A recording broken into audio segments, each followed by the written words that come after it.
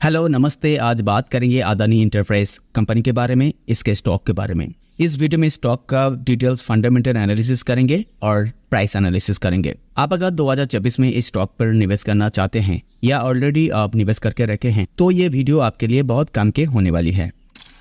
यहाँ पर सबसे पहले स्किनर साइट पर अदानी एंटरप्राइज का कुछ इंपॉर्टेंट फंडामेंटल पैरामीटर्स को चेक कर लेंगे ताकि इसका बिजनेस कैसा चल रहा है, कैसा है इसका बिजनेस, वो समझने में आपको बहुत आसानी होगी। सबसे पहले यहाँ पर आप देख सकते हैं अदानी एंटरप्राइज का जो मार्केट कैपिटलाइजेशन है वो है 3,52,186 करोड़। ये बहुत बड़ा कंपनी है, एक लार्ज कैप कंपनी है। और इस कंपनी का पी रेशियो आप देख सकते हैं, प्राइस टू अर्निंग रेशियो, वो है 84.7। ये बहुत ही ज़्यादा है। इसका पी रेशियो देखकर ये लग रहा है इसका जो करंट प्राइस है वो अभी ओवर प्राइस्ड हो चुका है। किसी कंपनी में निवेश करना तब सेफ माने जाते हैं जब उसका पी रेशियो 12 से 20 के आसपास होते हैं तब, लेकिन यहाँ पर इसका पी रेशियो बहुत ज़्यादा है। और यहाँ पर आप देख सकते हैं ये जो कंपनी है अपने निवेशकों को हर साल 0.04% के हिसाब से डिविडेंड प्रदान करता है। ये बहुत ही कम है डिविडेंड, लेकिन देता है, ये बहुत अच्छी बात है। इस कंपनी का ROCE आप देख सकते हैं 9.87% है। ROCE बहुत कम है। ROCE मिनिमम 20% से ज़्यादा होनी चाहिए, तब जाकर इस कंपनी को अच्छा माना जाते हैं, अच्छा बिजनेस कर रहा है ऐसा माना जाते हैं और लॉन्ग टर्म निवेश के लिए सेफ माना जाते हैं। ROCE का मतलब होता है किसी कंपनी के पास जो टोटल कैपिटल है उसको यूज़ करके सालों भर में कितना रिटर्न जनरेट कर रहा है। मिनिमम 20% से ज़्यादा होता है तब किसी कंपनी को अच्छा माना जाते हैं। और इस कंपनी का ROE आप देख सकते हैं, रिटर्न ऑन इक्विटी, वो है 9.73%। ये भी बहुत कम है, 20% से ज़्यादा होनी चाहिए तब जाकर सेफ माने जाते हैं लॉन्ग टर्म निवेश के लिए।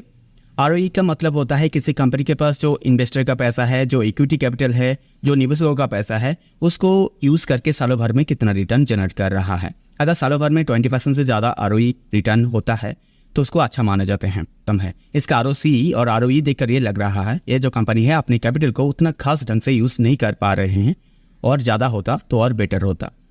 और इस कंपनी का डेट टू इक्विटी आप देख सकते हैं 1.67 है। ये बहुत ही ज़्यादा है। किसी कंपनी का debt to equity ratio minimum 1 से ज़्यादा नहीं होनी चाहिए, 1 से कम होनी चाहिए, तब जाकर निवेश करने के लिए सेफ माने जाते हैं और इस कंपनी को फाइनेंशियली स्ट्रॉन्ग माने जाते हैं। लेकिन यहाँ पर 1 से ज़्यादा है, 1.67 है। इसका मतलब यह है कि इसके पास अपने कैपिटल से कहीं ज़्यादा इसके पास डेप्ट है। बहुत सारे ऐसे कंपनी हैं जो डेप्ट को लेकर फंस गए हैं, तो ये बात को आपको ध्यान में रखनी चाहिए। लॉन्ग टर्म निवेश करने से पहले इसका डेप्ट बहुत ज़्यादा है। और इस कंपनी का इंटरेस्ट कवरेज रेशियो आप देख सकते हैं 2.48 है, एक कम है। इंटरेस्ट कवरेज रेशियो मिनिमम 3 से ज़्यादा होनी चाहिए, तब जाकर लॉन्ग टर्म निवेश के लिए सेफ माने जाते हैं, उस कंपनी को फाइनेंशियली स्ट्रॉन्ग माने जाते हैं।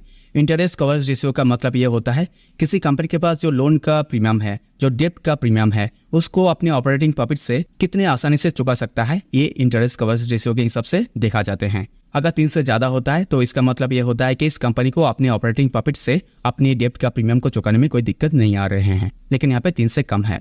और इस कंपनी का करंट रेशियो आप देख सकते हैं 0.08, ये बहुत ही कम है। किसी कंपनी का करंट रेशियो मिनिमम 2 होनी चाहिए, लेकिन यहाँ पे 2 से बहुत ही कम है।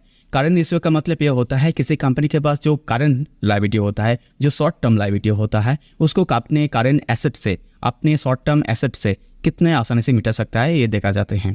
अगर करंट रेशियो 2 से ज़्यादा होता है तो इसका मतलब ये होता है कि उसके पास जितना शॉर्ट टर्म लायबिलिटी है, करंट लायबिलिटी है, उससे कहीं ज़्यादा इसके पास करंट एसेट है, शॉर्ट टर्म एसेट है, आसानी से अपने करंट लायबिलिटी को चुका सकता है। लेकिन यहाँ पे आप देख सकते हैं बहुत ही कम है। और इस कंपनी का क्वार्टर सेल्स आप देख सकते हैं, पिछले क्वार्टर से इसका सेल्स इस क्वार्टर 12.5% इंक्रीज हुए हैं, बहुत बढ़िया बात है। इसका सेल्स ग्रोथ इस पूरे साल का पिछले साल से माइनस पे आ चुका है, -12.2% हो चुका है। पिछले साल से इसका सेल्स घट गए हैं। और इस कंपनी का सेल्स ग्रोथ आप देख सकते हैं इस साल का पिछले 3 साल के मुकाबले इस साल 34.6% इंक्रीज हुए हैं, ये बहुत अच्छी बात है। इसका सेल्स ग्रोथ इस साल का पास्ट 7 ईयर्स के मुकाबले 14.9% इंक्रीज हुए हैं, ये बहुत अच्छी बात है। तो ये कंपनी जो है पिछले 3 साल के हिसाब से, पिछले 7 साल के हिसाब से इस साल इसका सेल्स अच्छा हुए हैं, ग्रोथ हुए हैं, लेकिन पिछले साल से इसका सेल्स थोड़ा घट गए हैं। और इस कंपनी का क्वार्टर प्रॉफिट आप देख सकते हैं इस क्वार्टर पिछले क्वार्टर से 116% इंक्रीज हुए हैं, बहुत बढ़िया बात है ये। और इस कंपनी का इस पूरे साल का प्रॉफिट ग्रोथ आप देख सकते हैं पिछले साल से इसका प्रॉफिट ग्रोथ 48.7% इंक्रीज हुए हैं, ये भी बहुत बढ़िया बात है, अच्छी बात है। और इस कंपनी का प्रॉफिट ग्रोथ इस साल का पिछले 3 साल के हिसाब से 48.3% इंक्रीज हुए हैं, ये भी बहुत अच्छी बात है। और इस कंपनी का इस साल का प्रॉफिट ग्रोथ पिछले 7 साल के मुकाबले 21.2% इंक्रीज हुए हैं। ये भी बहुत अच्छी बात है। ये कंपनी जो है पिछले साल से अच्छा खासा प्रॉफिट बना रहे हैं और पिछले 3 साल के मुकाबले, पिछले 7 साल के मुकाबले इस साल इसका प्रॉफिट ग्रोथ बहुत अच्छा खासा हुए हैं। और इस कंपनी का आप प्रोमोटर होल्डिंग्स भी आप देख सकते हैं, बहुत अच्छा खासा है, 74.7% से। ये बहुत अच्छी बात है।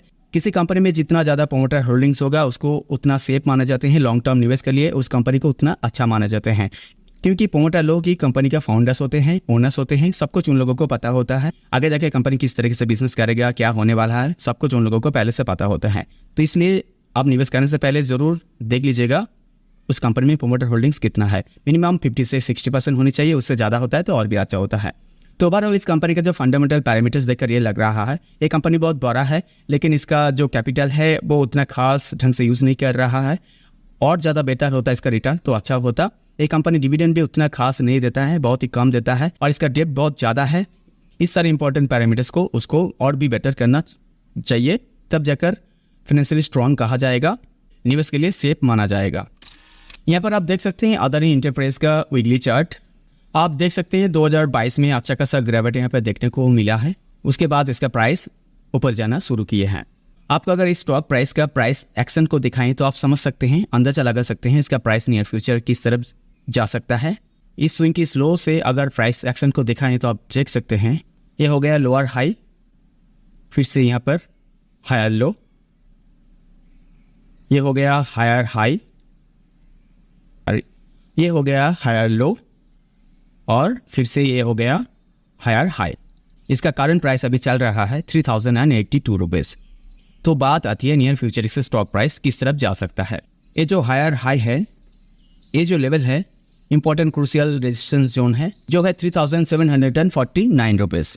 इस लेवल को अगर तोड़ के इसका स्टॉक प्राइस ऊपर जाता है हाई राउंड के साथ तो इसका प्राइस जो है और भी ऊपर जा सकता है। ये जो लाइफ टाइम हाई है इसको तोड़कर एक हायर हाई बना सकता है। और ये जो 2787 रुपीज़ का ये जो सपोर्ट लाइन है, ये भी बहुत इंपॉर्टेंट लाइन है, इंपॉर्टेंट लेवल है। इसको तोड़कर अगर इसका स्टॉक प्राइस नीचे आता है, इसका स्टॉक प्राइस और भी नीचे आ सकता है और भी गिरावट आगे जाकर देखने को मिल सकता है। तो आपको देखना है इसका स्टॉक प्राइस इसको तोड़कर ऊपर जाता है हाई राउंड के साथ, या इसको तोड़कर नीचे आते हैं। और एक बात आपको बता दें, अभी Indian stock market life time high पे है, वो करेक्शन लेगा तो इसके साथ इसका स्टॉक प्राइस भी करेक्शन ले सकता है या कंसोलिडेट पीरियड पे जा सकता है। इसका प्राइस ये जो रेंज है इस लेवल के अंदर, इस रेंज के अंदर वो कंसोलिडेट कर सकता है। अभी देखना ये है ये कहाँ पर हायर लो बनाते हैं या एक लोअर लो बनाते हैं, ये देखने वाली बात है। कहाँ पर हायर लो बनाकर सपोर्ट लेकर थोड़ा ऊपर जाने की कोशिश करता है, ये देखना चाहिए। तो बात आती है आप अगर लॉन्ग टर्म निवेश करना चाहते हैं तो किस लेवल पे एंट्री लेना सही रहेगा, सेफ रहेगा।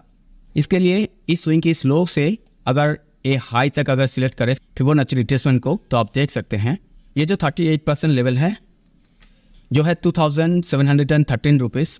इस लेवल को अगर इस लेवल बहुत इंपॉर्टेंट है, इसको अगर तोड़ देते हैं इसका स्टॉक प्राइस तो इसका स्टॉक प्राइस आसानी से 50% करेक्शन तक आ सकता है, जो है 2406 रुपीज़। इस लेवल पर आ सकता है। आप अगर लॉन्ग टर्म निवेश करना चाहते हैं तो 50% करेक्शन लेवल जो है 2406 रुपीज़, इस लेवल से आप खरीदारी कर सकते हैं, निवेश स्टार्ट कर सकते हैं। आप अगर और सेफ चलना चाहते हैं तो ये जो 61% करेक्शन लेवल है यहाँ तक आप इंतजार कर सकते हैं, जो है 2100 रुपीज़ इस लेवल पर। क्योंकि इंडियन स्टॉक मार्केट अभी लाइफ टाइम हाई पे है, वो करेक्शन लेगा, उसके साथ ये भी करेक्शन लेगा। तो ये जो लेवल है 50% से 61% करेक्शन लेवल, ये बहुत ग्रीन जोन है, सेफ जोन है। इस लेवल के अंदर आप अगर निवेश स्टार्ट करेंगे तो आपका पैसा सेफ रहेगा, आप टेंशन फ्री रहेंगे। आप निवेश करने से पहले खुद से एक बार रिसर्च कर लीजिएगा। आपका जो पर्सनल इन्वेस्टमेंट एडवाइजर है उसे एक बार कंसल्ट जरूर कर लीजिएगा। इस वीडियो में मैं आपको एजुकेशन पर्पस के लिए इन्फॉर्मेशन दे रहे हैं ताकि आपको रिसर्च करने में आसानी हो, हेल्प मिले। समय समय पर मैं इस स्टॉक के बारे में अपडेट आपको देता रहूँगा। तो फिलहाल आज के लिए इतना ही, मिलते हैं नेक्स्ट वीडियो पर। तब तक के लिए बहुत बहुत धन्यवाद।